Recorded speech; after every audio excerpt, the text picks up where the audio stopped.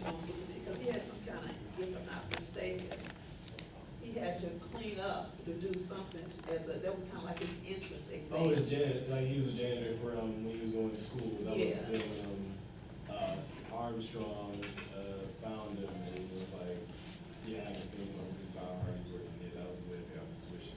So a lot of these people, you're gonna see there was that one or two events that kind of molded their thinking. This man definitely had one, W.E.B. Or several, but an initial one. Is it working?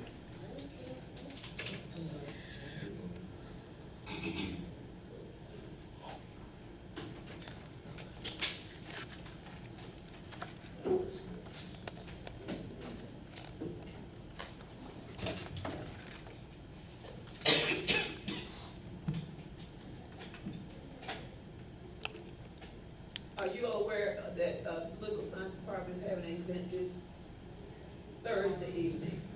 Policing the police. So tell everybody, we send it out to the campus wide. We will also have another event coming up, Know Your Rights, and a registration, voter registration on the 27th, 26th. Okay. We'll start getting things out with that.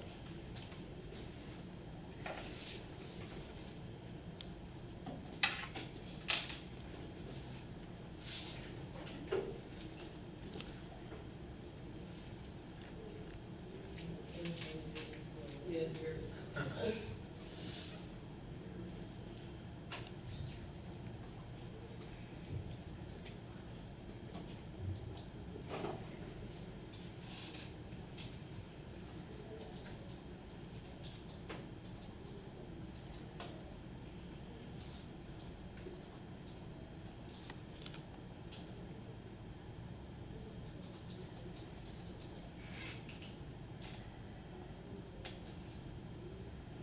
Who was after the W.B?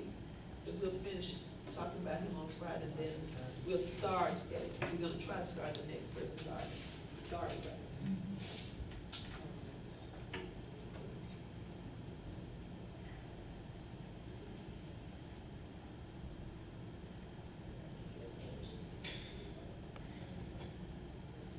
Okay, so we have W.E.B DuBois. Yes. So just to give you all some historical background to set the backdrop for this, it's important to note that Du Bois was born 5 years after the Emancipation Proclamation, 3 years after the end of the Civil War, which was pretty much born the same year as the 14th Amendment. And it's important to note that because during this time, race was more of a biological concept, the idea that African Americans, not necessarily just because we look different, we have a different culture, but just biologically, within our blood, we are inferior to whites. So this is the time period in which W.E.B. DuBois was born into. He wasn't born into a time in which slavery was already abolished. It was during this time all this stuff was happening. So just to give you some concepts, he lived through the idea of Jim Crowism, right? The idea of the segregationism, all that stuff was going on through that time. He didn't have a time and point in which he saw that there was freedom for us. He was grown up and going through that time, right? As well as the civil rights era during that time period later on in his life. So like I said, he was born February 23rd, 1868 in Great Barrington, Massachusetts. It's important to note his upbringing just for the fact that the area that he was born in, it was predominantly white, and it was in the north. So during this time, you have the idea of not necessarily slavery, but more as inferiority within the mind, right? But he never really dealt with that directly. He grew up in a fairly well community. His schools were integrated, so he was able to get a good education from his youth. It wasn't until he attended Fisk University in 1886 that he really truly felt the true nuance of being an African American in America as a whole. Now, the reason why he attended Fisk, initially he wanted to go to Harvard, but he didn't have the finances to get there. Some of his churches provided funding for him as well. He got a scholarship to go to Fisk University. So that was that. However, during his time during Fisk, that's when he said that he truly felt and he identified himself as being an African American. When he was here, he at first didn't understand Jim Crowism. Like I said earlier, he grew up during integrated schools, but he felt that here he did teach during the summers at a local school. I believe it's an hour outside of Nashville, and the reason he wanted to do that was just because he began to understand the power of education. So he wanted to bring that to schools that weren't necessarily provided with the best of education, so he wanted to go to more public schools and teach there during the summers. After he graduated in 1888, he then began to, he went back to, he wanted to go back to Harvard, but then he ended up doing his master's program abroad, so he traveled to Berlin, Germany, and during this time he studied how African Americans were treated, not necessarily just in America, but in other countries as a whole. He looked at how they were treated in Africa, how they were treated in Europe, and then he truly began to understand African Americans back home were not treated equally, and we deserve that justice. So that's when he came back to America, and he really was fired up. He was like, okay, I'm ready to get this going. I'm ready to hit the ground running. So then he applied to, so he received a master's degree from Harvard University, and then in addition to that, he received his PhD from Harvard University, and he was the first African American to do that. His dissertation was titled "The Suppression of the African Slave Trade in America."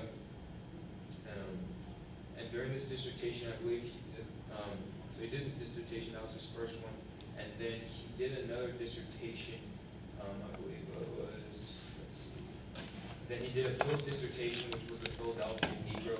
So during this time, he actually traveled to different cities, and he questioned African Americans on different topics. And what that dissertation pretty much determined was that he found that housing and employment discrimination was the biggest key barriers to the advancement of African Americans in the urban core. Right? So employment discrimination and housing discrimination were the biggest barriers. So like we were saying earlier, with Booker T, the idea of economic liberty, that was really what was the biggest thing that was holding them back from advancing just necessarily in the urban north rather than the United States as a whole. So then that was his post-dissertation, and then of course he wrote Souls of the Black Folk in 1903, and that's where we will further discuss double consciousness behind the veil, and then eventually the talented 10. So he wrote the book, and then after that, there was some. He then traveled to Russia because he wanted to get a more broader view. That's where he was introducing to the idea of socialism, and he truly felt that that was the only way that you could save African Americans was to change everything into more of a communistic society. The idea of removing the idea of classes. So that's where he changed from integration to more just communism as a whole. When he came back, he continued to preach that. He, I believe it was Lincoln University, Atlanta University. He taught at Atlanta University. He wrote a few more books, but then he started to become very extremist in the eyes of the Americans during that time. I forgot to also mention that he was the co-founder of the NAACP. It's just his ideas were beginning to become so extreme that people weren't really paying attention. They were just thinking that he was more crazy, and then more moderate ideas came out, so his popularity sort of began to drift off. Eventually, he went to Ghana under a pardon, and he would eventually pass away in 1960.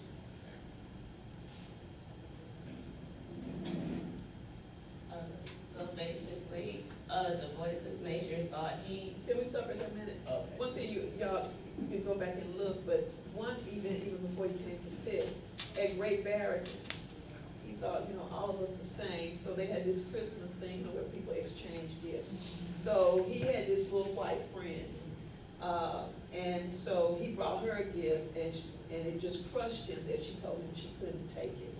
Oh, yeah. He received the gift. And I mean, that was his first introduction to, people are different. And so that was his first encounter even before he got to Fisk. But you're right, when he came to Fisk, that just turned the whole dynamic, because you're definitely down here where I'm going to say a large majority of people are black. And so he saw black life in it, as it is when he came down south. But he did, experience that within. And can you imagine, again, your child is very impressionable, and this happens to you. Again, he's just dealing, everybody's the same. I like this little girl, she likes me, and all of a sudden your gift is rejected. So, and they kind of broke needed a classical education to reach their full potential, as opposed to Booker T, who said, you know, industrial kind of learning how to work things. He thought that we should go out in schools and become more educated, in, like politics and social, I can't talk, but things of that nature, so that we can be, so we can help better ourselves. And this kind of ties into the talented 10 theory, something I know we talk about at Fisk, but he said that every 1 in 10 Black man should become leaders and help further their community through education, writing books, or becoming active in social change. And basically, they would come back and help their communities. And that still happens today, and people still use that today. I know in certain instances, I've heard lots of different things. I heard that HBCUs are the talented 10. I heard Black people at PWIs are the talented 10. And like people apply it to different things, but initially when he did come up with this concept, it was strictly for Black males. So that's just something to note. And Even if I may, there's a quote that I pulled from his book. It said, "The Negro race, like all races, is going to be saved by its exceptional men." Bring that point out. The problem of education then among Negroes was first of all deal with the talented 10, or the talented 10, which is pretty much the 10% of African Americans. It is the problem of developing the best of this race that may guide the mass away from the contamination and the death of the worst in their own and other races. And just to speak on his strengths and weaknesses during this slide as well, one of his major strengths was that he was educated. He had the ability to write and speak and articulate himself so that people could listen. He was able to write books about these subjects and get people to really understand the kind of plight of Black folk. The Souls of Black Folk is actually considered an African American classic, so it's something that's like stressed to read. So that was one of his strengths. And I also believe that one of his weaknesses was that he grew up in this white community, so that he didn't really see what was going on until the instance of Asad Evangel was talking about. And when he came to this, that's when he really found out about, oh, there really is this difference between race. So he kind of, not to say was ignorant, but he was blissfully unaware that this was kind of going on just because of the environment he was raised in. And another thing I've seen raised about him was that his the talented 10 theory is kind of elitist in a way, because you're saying 1 in 10 people instead of saying, oh, everybody go get educated and help them out. He's saying that there's only a select few people that should go out and come back and help the And I'm community. glad you used that term, because that is the word that is being used to describe him, like enigma, Yeah. describe as Booker T, they describe him as an elite. Because there were, when I first came to this, there were some people around that knew him. The great Dr. Collins, I'm sure that you have heard of, was in the English department, he knew him. Carolyn Booker, who's the mother, she's been on the board trustee, who's the mother of Cory Booker. They went here, they all said that he is elitist. Let's stop there a minute. It is kind of, I don't want to say difficult, that's probably too strong of a word, but for somebody to be that intelligent and not have an air of superiority, those are things you have to kind of watch when you start going up the ladder. But everybody said he was that. I don't know if he tried to be that or whatever, and we're gonna, hopefully we're gonna get some of the words that were going back and forth between he and Booker T. Washington. But that is the word that describes him. How much do we wanna hold it against him that he said men, talented, the men? Personally, I feel like in the time, the 19th Amendment came way after Right. that, so women weren't even considered in the white world, So we can forgive him a little bit. Yeah. Maybe. Maybe. But, and another weakness that people said is that he kind of, not to say polarized, he divided the Black community in a certain aspect, because when Booker T came around and they disputed a little bit, it kind of became, they called the people who followed Booker T the more conservative folk, and then they called the people who followed DuBois the more radical folk. So you kind of had them battling to see what is best for the Black community. So you had these people kind of, instead of, not to say picking one, but compromising, being like, okay, we'll do some of this, let's just make it happen. They were just debating on how we would better ourselves.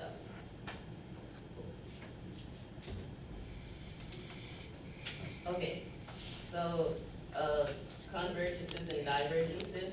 So first, I'm gonna speak on the divergence with Booker T, and I'm gonna pull out the quote that you started to say. It's kind of long, but he said, in answer to this question, it has been claimed that the Negro can survive only through submission. Mr. Washington distinctly asked that black people give up at least for present things, three things: first, political power; second, instance on civil rights; and third, higher education of the Negro youth, and concentrate all energies on industrial education and the accumulation of wealth and consolation in the South. This policy has been courageously and insistently advocated for over 15 years and has been triumphant for perhaps 10 years. As a result of this tender of palm branch, what has been returned? In these years, there have occurred the disenfranchisement of the Negro, the legal creation of distinct status of civil inferiority of the Negro, the steady withdrawal of aid from institutions for the higher training of Negro. These movements are not, to be sure, the direct results of Mr. Washington's teaching, but his propaganda has, without shadow of a doubt, helped their speedier accomplishment. The question comes, is it possible and probable that 9 million men can make effective progress in the economic lines if they're deprived of political rights, made a servantile case, and allowed only the meager chance of developing their exceptional men? So basically, then he says, and Mr. Washington thus faces the triple paradox. He is striving nobly to make the Negro artisans businessmen and property owners, but it is utterly impossible under the modern competitive methods for working men and property owners to defend their rights and exist without the right of suffrage. Two, he insists on the thrift and self-respect, but at the same time counsels a silent submission to civic inferiority such as is bound to the sap of manhood of any race in the long run. And three, he advocates common school industrial training and depreciates institution of higher learning, but neither the Negro common schools nor Tuskegee itself could remain open a day if it were not for teachers trained in Negro colleges or trained by their graduates. So he basically, not to say went in on him, but he basically kind of broke down everything he said and was like, well, the three things he said: people were being deprived of political rights, civil rights, and the right of, higher education. And then he points out the flaws of his plan. He says, hey, this has probably been, it was said 15 years ago, it's probably been working for about 10 of these years, but look what's been sacrificed. And then he goes to point out that Washington was saying all these things, but still,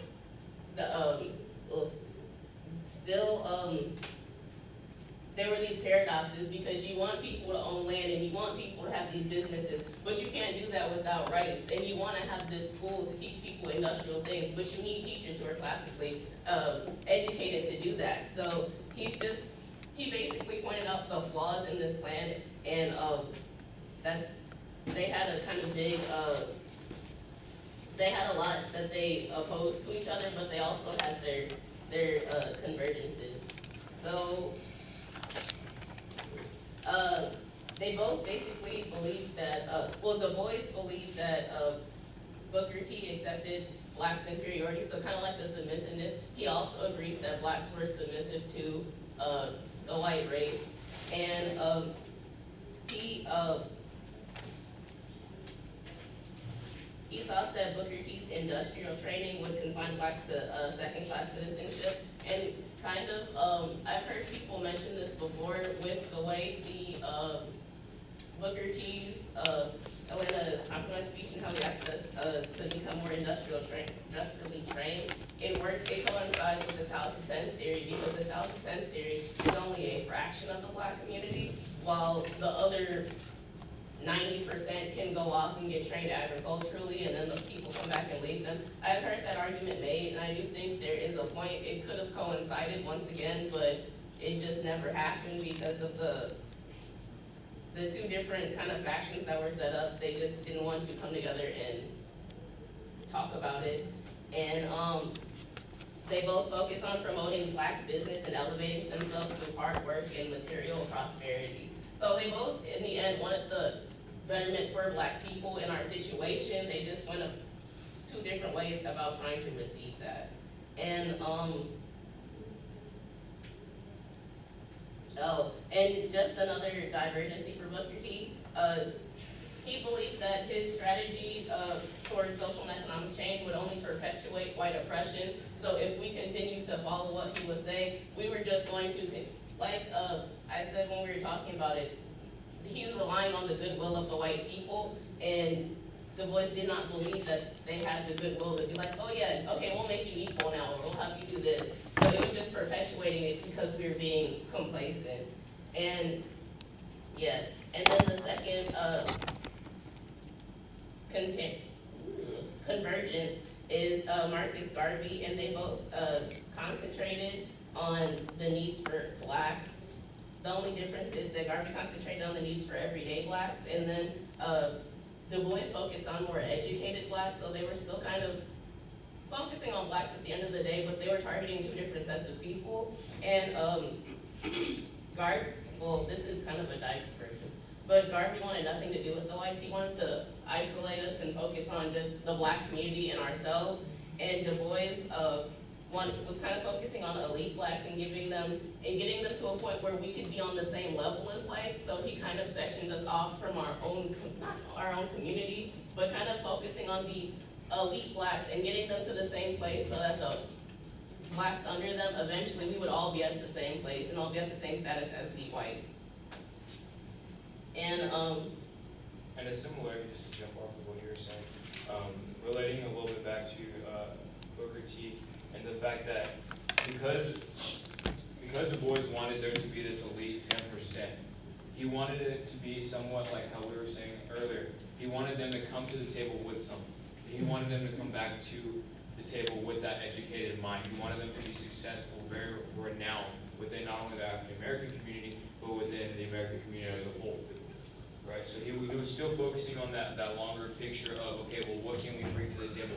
Let's get that 10% that's really educated, make them extremely successful to the point where you can't deny us our rights anymore. Right? So that's kind of what he was leading towards in terms of the talented 10 idea. And just to touch on Frederick Douglass for a second, they both believed in kind of educating us furthering our education would better help us with our current situation. And that's about it. A lot of the convergencies with Du Bois is that they stress for education because that was one of Du Bois's kind of strong points. He really did stress a classical education, so going to institutions of higher learning or not. He even just advocated for knowing about, your political and social kind of standing within your community and advocating for social change. And he also advocated writing books. Of course, you need to be educated to write a book, but he wasn't just solely saying, oh, you have to go to college for this. He just talked about kind of getting a classical education, whether that be through going to school or through different means. What time is class in? Yes. Never agree, 40 or 45. Okay, we go ahead. We got time, right? Yeah, we got 10 minutes. Okay, well, this was gonna start talking about the book. Also, before we go to that, this talented 10, he leads us into itself. What were his assumptions there? That the Talented 10. I feel like that he thought that the people was gonna come back, That's but it. but I don't really think that the 10% always come back. So I don't really know. Because we can talk about why not 20, why not 50, why whatever, why not 9, 10, but and we talk about that. But he carving off the 10. That becomes very easy. So are you saying that there are only 10 that are actually capable of being this group? But then the assumption is made that they would come back or would want to come back. And we could debate whether they have or they have not. But that is definitely, one of the questions that we've been asking through the years. Yes. No, this is only an assumption. But possibly he thought that 10% could be just the start off, and possibly as time goes on, there could be more and more people that would join that percentage to, rise up to 20, then rise up to 30, and possibly end up making up the whole population. But I think that it was also a little bit unrealistic as well, because it's first off hard to even get to become the 10%, because there's a lot of different things, obstacles, things that can hold you back to becoming a doctor, or to be, admitted to become someone who is, I guess you could say elite in society, because there's all these setbacks from the dominant race, and oppression and things like that. But I'm thinking that he possibly thought that the percentage could eventually risen. But it wasn't, like, I was like, don't question that, cause, like, though he only said 10%, like, what was, like, the reality of almost everybody getting, being able to have the access to the education? So maybe he set the bar low to kind of say, okay, we just need 10% for now, and then, like, later on, like, what he was saying. From what I've interpreted from it, Circus's master plan was the idea that you start off small because we don't have resources as of right now, right? So it's sort of like we need to put all of our resources in this one bucket and let only the few get from this one bucket, so then we can eventually begin to grow, right? And then from then on, then you go back and recruit the other masses. But the assumption that he's making is the fact that sort of what we talked about earlier in the class, just because I'm black, does that mean that I have to help you too, because you're black? It's sort of like he's hoping that that won't be an issue. He's not really seeing that not all blacks think alike. So it's definitely. And then when we get it on a deep level discussion, going specifically in that time, which I still see it today, I've made that clear, I see it.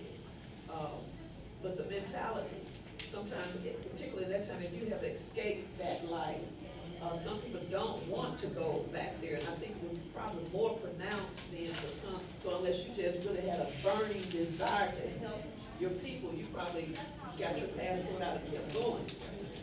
And so he was making those assumptions. I think he became very impassioned with it, and maybe assumed that everybody else had that same passion.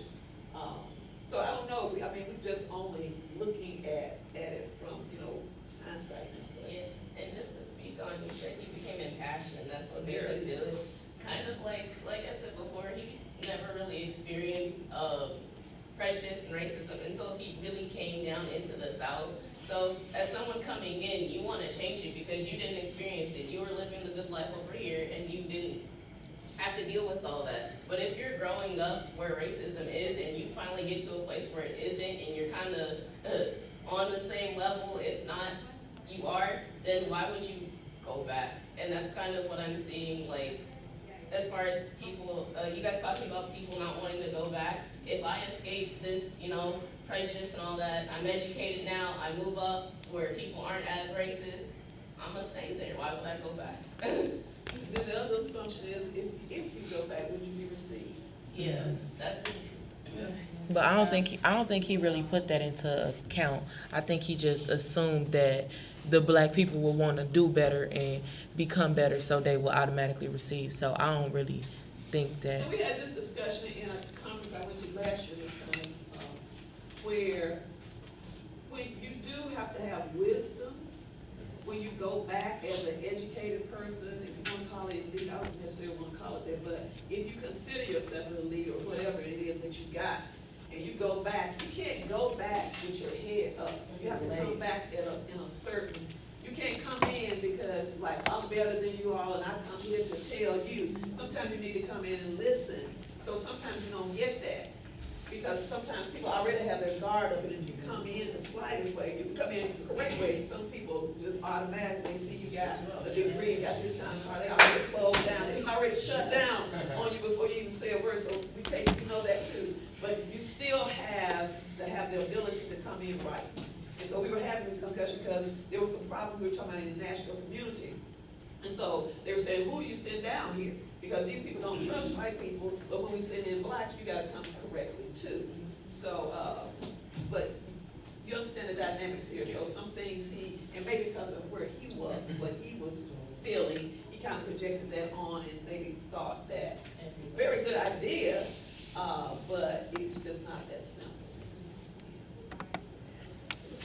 We're gonna stop here. We're gonna pick up the souls of black people. Y'all go and look at double consciousness.